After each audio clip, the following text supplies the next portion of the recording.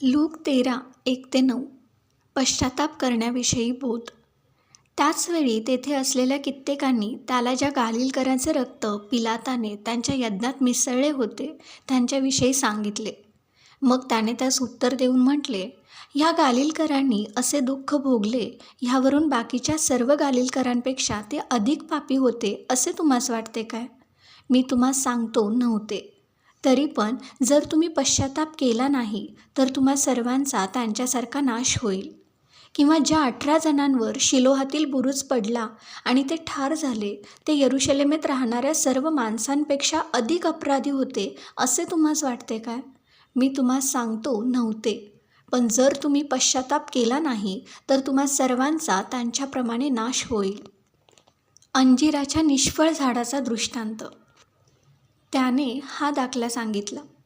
कोणा एकाचे त्याच्या द्राक्षमळ्यात लावलेले अंजिराचे झाड होते. त्यावर तो फळ पाहावयास आला, परंतु त्याला काही आढळले नाही. तेव्हा त्याने माळ्याला म्हटले, पहा, गेली 2 वर्षे मी या अंजिरावर फळ पाहावयास येत आहे, परंतु मला काही आढळत नाही. ते तोडून टाक. उगाच त्याने जागा तरी का अडवावी? तेव्हा त्याने त्याला उत्तर दिले, महाराज, एवढे वर्ष ते असू द्या, म्हणजे मी त्याच्या भोवती खणून खत घालीन.